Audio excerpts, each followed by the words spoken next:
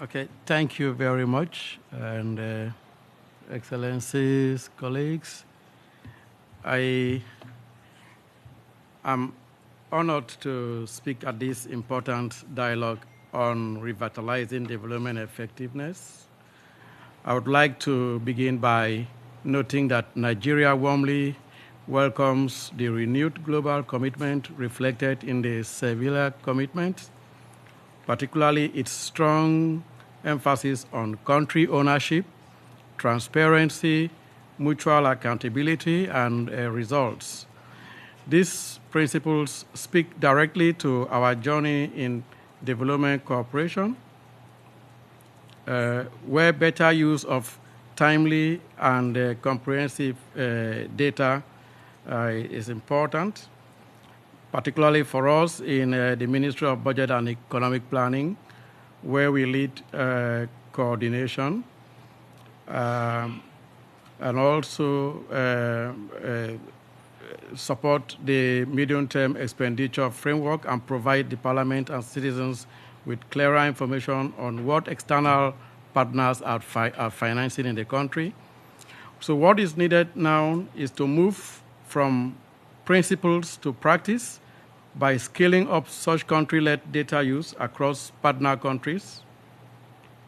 From Nigeria's perspective, one of the most pressing challenges in development cooperation has been the fragmentation of information.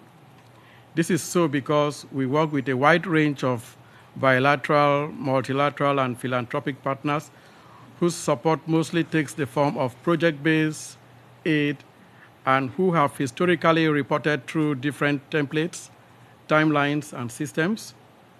So for a planning and budgeting ministry, this meant that significant effort went into reconciling multiple spreadsheets, ad hoc surveys, rather than analyzing trends and results. However, the upgrade of the Nigerian Development Corporation dashboard to automatically integrate IATI data has been a turning point in addressing these challenges. So now, Nigeria offers a concrete example that this approach can work. Today, we systematically integrate all IATI data into the Nigeria Development Corporation dashboard and map the system to track the SDGs, the National Development Plan pillars, and the medium-term expenditure framework sectors, as well as tracking subnational level interventions. The data contained in our system tells an important story about both resources and coordination. When we filter the data by project or program aid grants and disbursements, we see that cumulative disbursements from key partners amounted to over $7 billion over the period 2020 to 2025.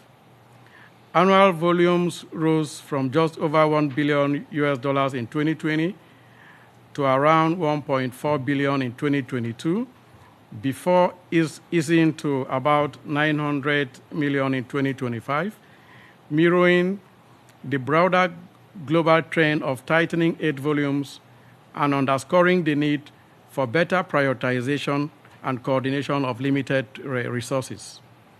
This integrated view has allowed us to shift the conversation with partners from inputs to alignment. For example, by mapping data in the dashboard to our National Development Plan pillars, we can see that a large share of disbursement over the period from 2020 to 2025 has been concentrated in human development sectors through partners such as Gavi, the Global Fund, USAID, UNICEF, and the Gates Foundation, with health alone receiving over $1.7 billion across these actors.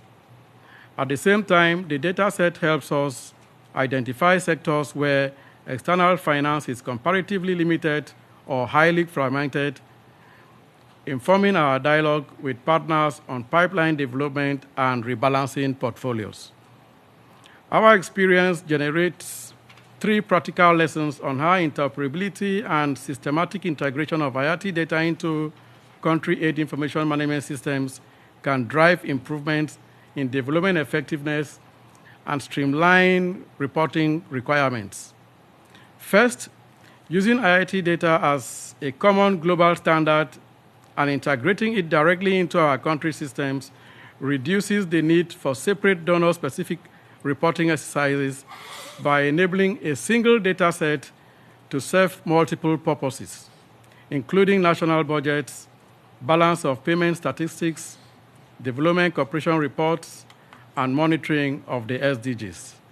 Secondly, mapping this data to our national classifications rather than leaving it in donor-specific categories has been essential for country ownership, enabling us to answer policy questions such as which regions and sectors are underserved by project-based official development assistance without requesting new information from our partners.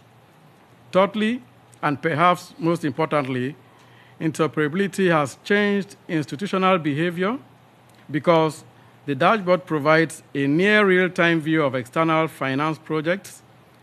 It is now used routinely in joint government partner reviews, sector working groups, and parliamentary briefings.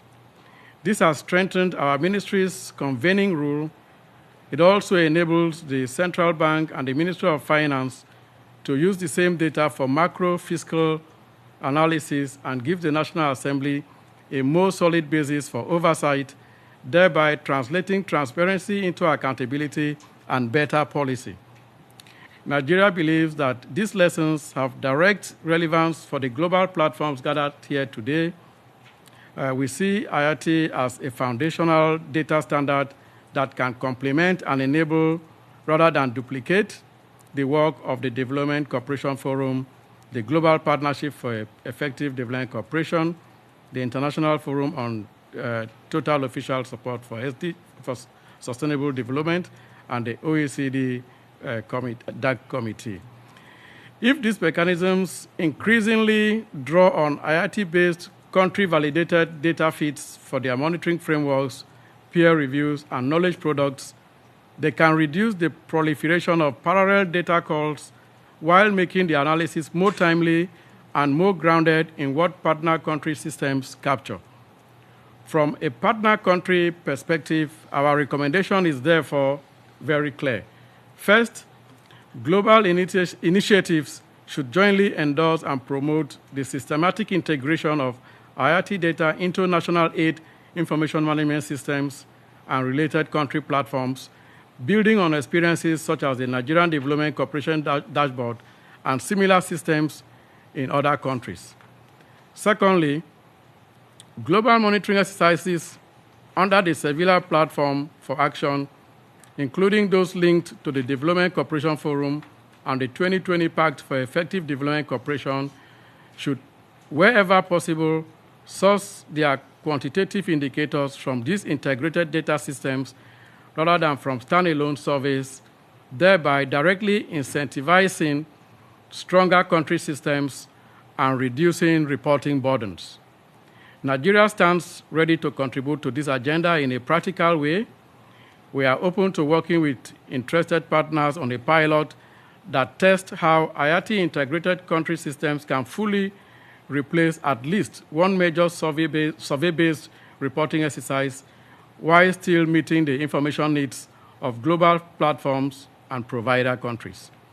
We are also willing to share our technical methodology, governance arrangements, and lessons learned from the Nigerian Development Cooperation Dashboard so that other countries can adapt and improve on this model in line with their own capacities and priorities.